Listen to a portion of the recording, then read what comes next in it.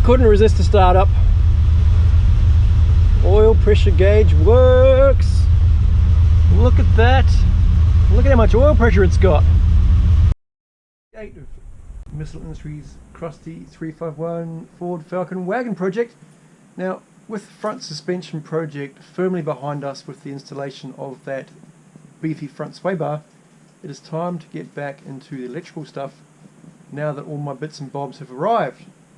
So in this episode I'm going to install the inhibitor switch for the transmission, the temperature sender for the block, and the oil pressure sender, and maybe, just maybe, start the car, foul the plugs and see if the gauges work with the new instruments. And if things go well, I'll continue to fosk around under the dash and try to get my dash to power up. When I say power up, I mean dash lights, alternator light, those kinds of things, because they're supposed to happen, but I'm getting nothing from it. And I really don't want to pull it out, because pulling the dash out of an XC is a really unpleasant experience. You feel like you're going to rip the tendons out of your arm or gash your hand open while you're trying to pull the headlight switch assembly apart. I've done it once, and I'd rather not do it again. So, without further ado, let's look in the box of goodies that I got online over the course of the last couple of weeks. So that should be my inhibitor switch to suit C4 to C10 transmissions. That should be my oil pressure sender switch, and last but not least is my oil temperature sender switch. So that should be all I need out of my box of goodies for this video. While I'm under the car doing the inhibitor switch, I should probably see if this belongs anywhere, because I suspect this is the vacuum sensor for the solenoid at the back of the gearbox that plumbs into my inlet manifold. Now, this was randomly in the back of the car when it came home, and there is a port at the back of the C4 that is missing a pipe. So this is probably it. So I'm going to have to get under there and see where this goes and how it mounts up, and get some hose so I can mount it to my inlet manifold. But that'll come after all that does, because I'm not really sure where to go with this. So here is the old inhibitor switch, and now it's just going to be a case of putting the other one in, powering up the car and seeing if it refuses to start in anything but drive or neutral. This might take some adjusting, but it should be straightforward. Okay, so I've made sure that this was in park when it came out, and I've set this one to park as well. It wouldn't hurt me to continuity test this before I go committing to installing it. Give that a bit of a wriggle to make sure it's going to work properly.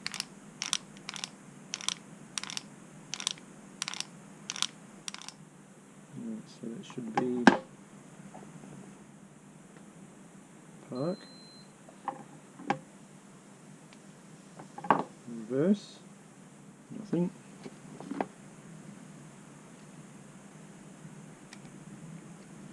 should be neutral, maybe not quite, neutral, first. Locked out again. Second, still locked out.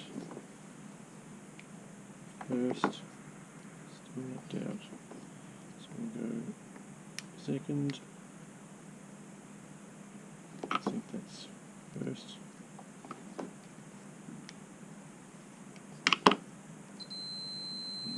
There we go.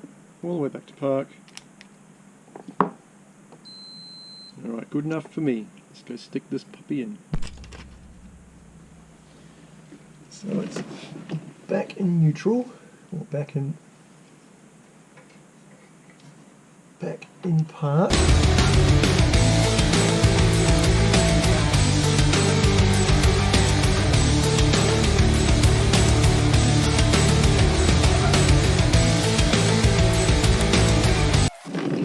pretty good to me.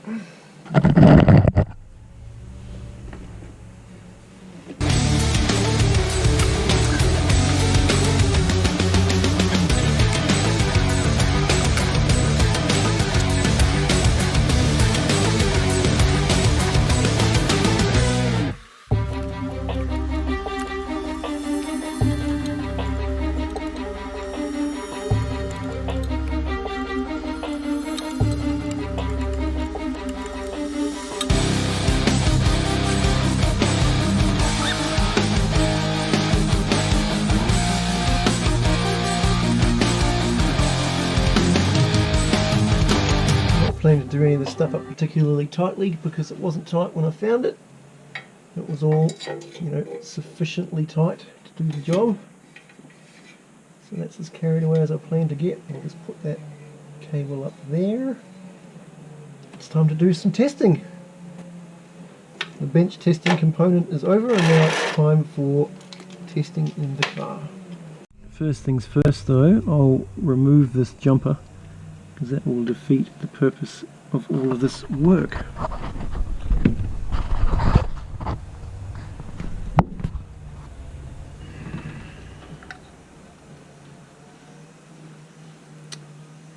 Yeah. So ghetto.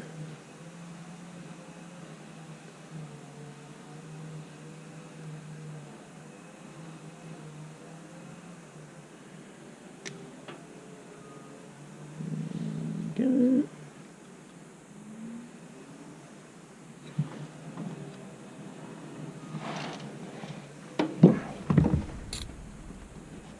How did that become?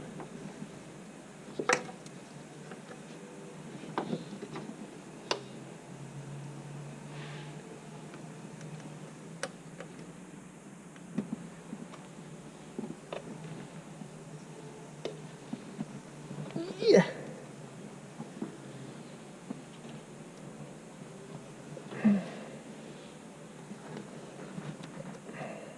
Okay, I think that'll do.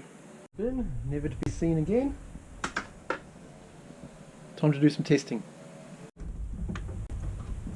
I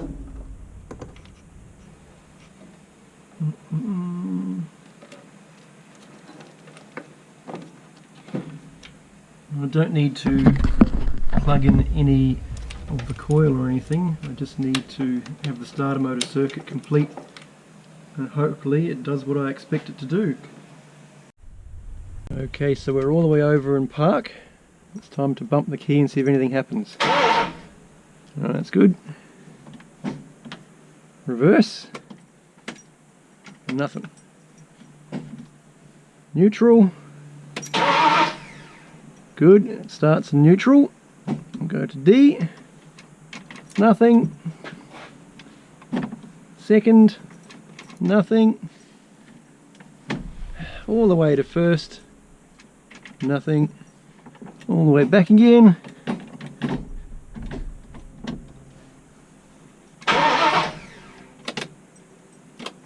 And one more time to neutral. Woo! Success! Got it first try.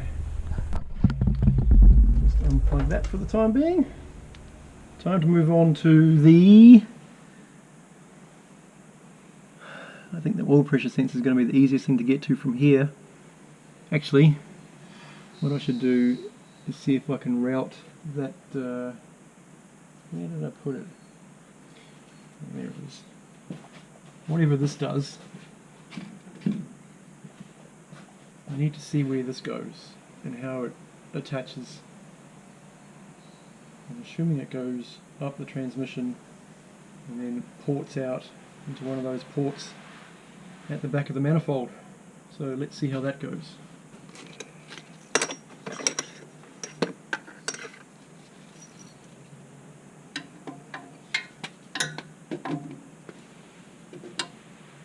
Where's that? Thing on up.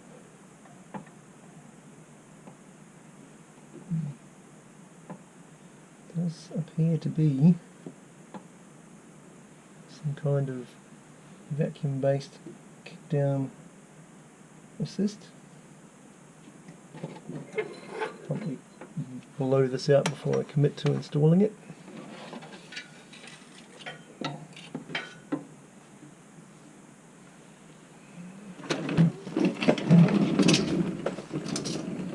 Okay, I'm back. I have plugged this end of the line up to keep the dirt out of it while I'm poking it around, and I've also blown the line out to make sure there's nothing hiding in it that's going to get sucked into my solenoid. However that works, not entirely sure, but I have figured out that this transmission probably needs this vacuum line. So I'm going to plug it back in.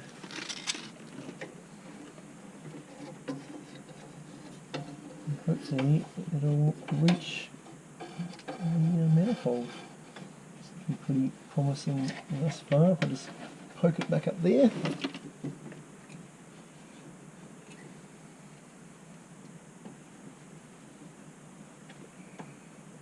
Come on you go. Let's go up the top and see where it's come out. And whereabouts I can mount it to. If anything makes sense up there. Right, let's go do that.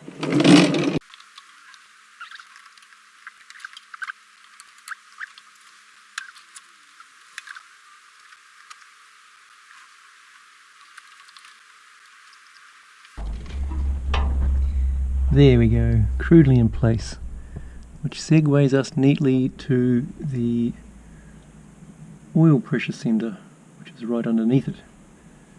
So let's do that. Actually, should I bolt that to the firewall right there? That'd be the responsible thing to do, wouldn't it? Probably should, shouldn't I?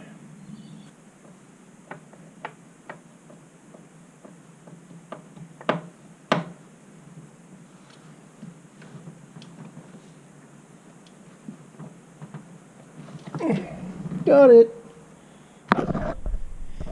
That'll do. Time to do the oil pressure sender. Now I never tested the old one, I just went ahead and bought a new one. I'm sure I bought one of these for my coupe all those years ago when its oil pressure sender didn't work either. So there you go. Now, the reason I've got this out of the box already is because I need to know what size that is, so that I can get a spanner onto the old one.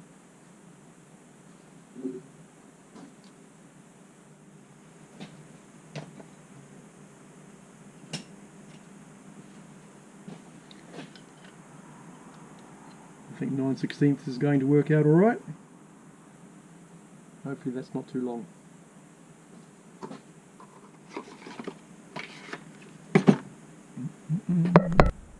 Maybe I'm overthinking this and I just need to grab a pair of vice grips and just turn the housing of that sender until it starts to undo, because it's not like it works. So let's just treat it like an oil filter and pull it out by any means necessary.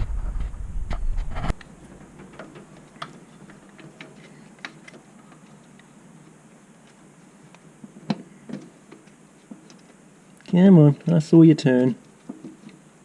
That's it, come on. Come to Beavis. Come to Beavis. Ouch. I reckon I can get my hand into that. There we go. Out you come. Ta-da! Look what I've noticed.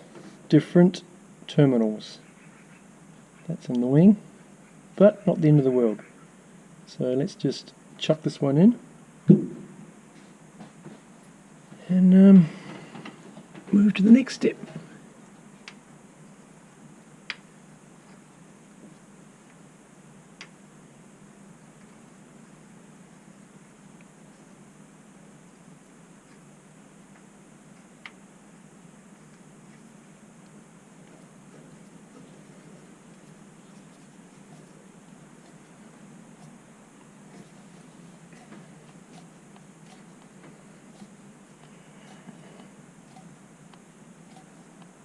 I don't think I'm going to get a spanner into there.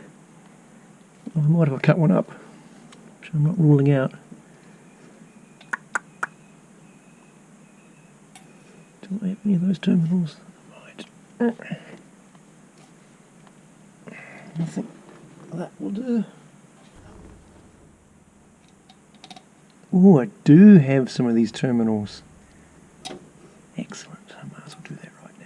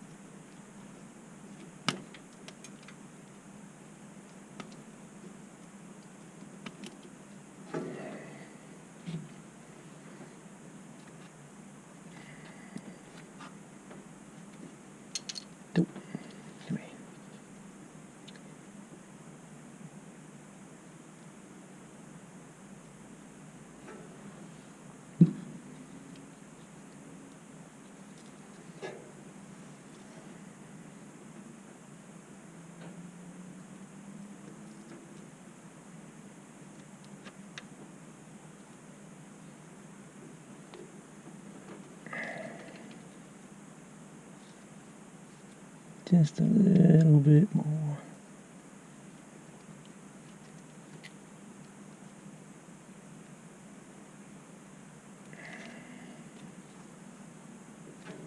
Good.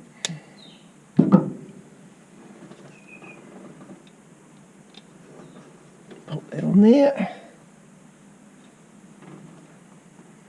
Hopefully that doesn't have faulty continuity. I tested this, didn't I? And it worked fine. So yeah, we should be all good.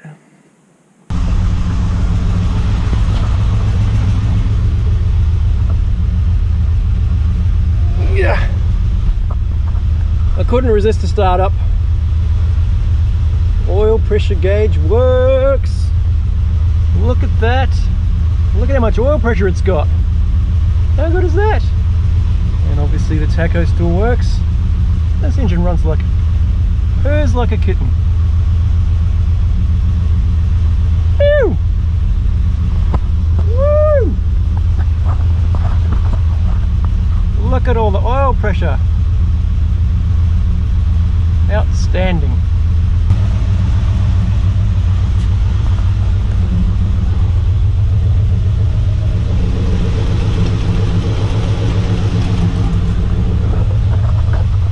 It's actually in neutral right now, which is probably why the wheels are spinning. Yeah. That's better.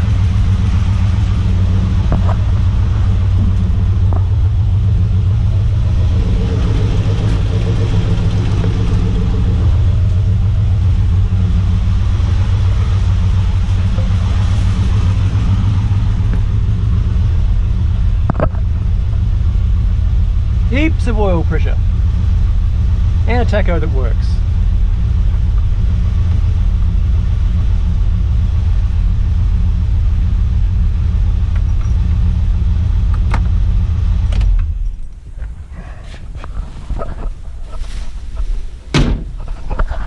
I forget how easily this car starts off the key.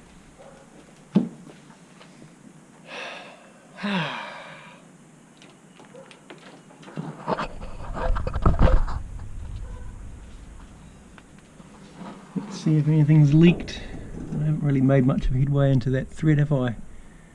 I might actually cut up a spanner and tighten that right down.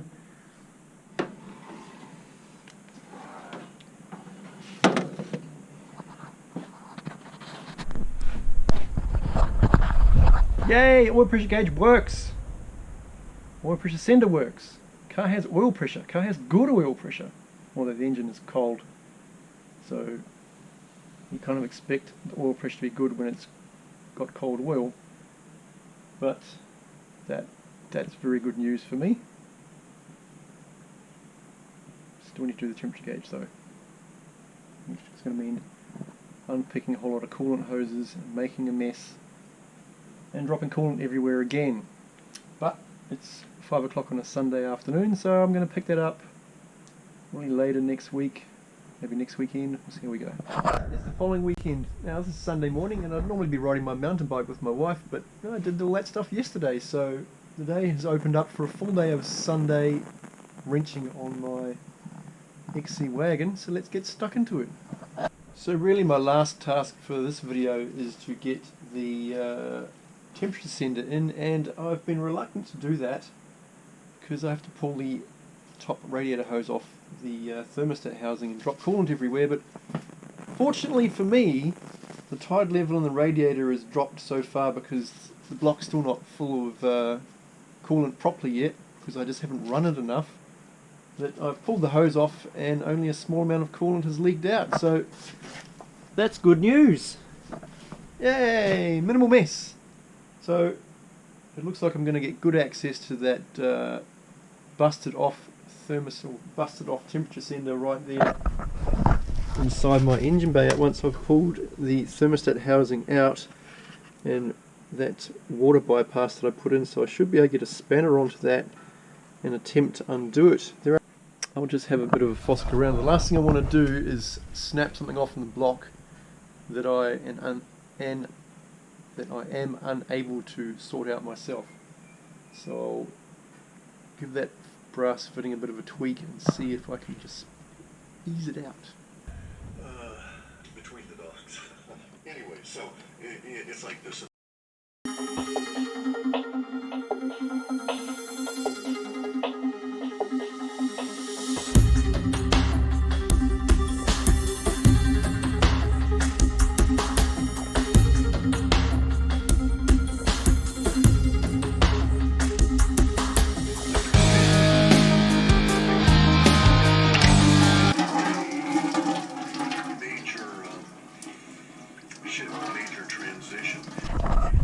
Where did I just drop that broken thing in my haste?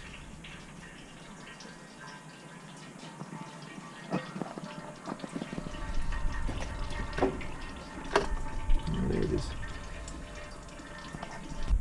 Well, this is going better than I anticipated. So the old brass fitting is out. The new brass fitting has even got some plumber's tape on it ready to go. So it's a fuel miser sensor. I've used those all throughout my sedan without any dramas. So let's whack this in and button it up.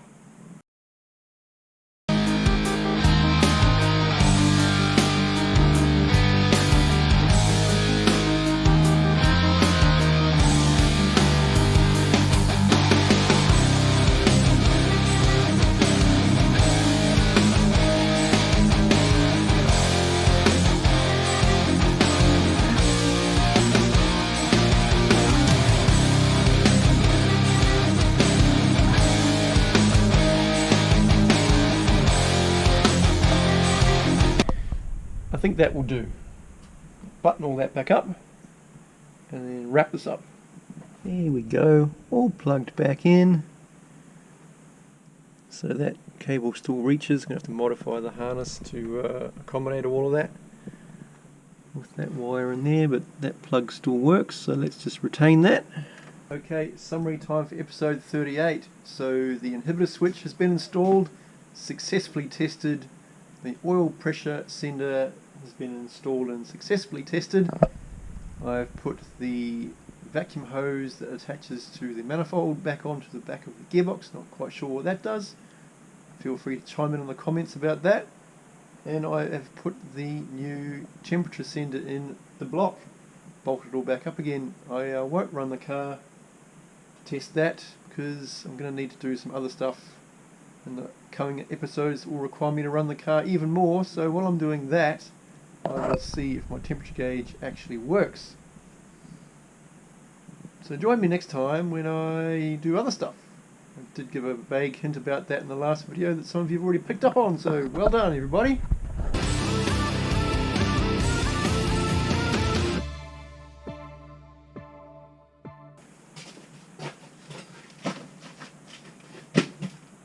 One more clue. What?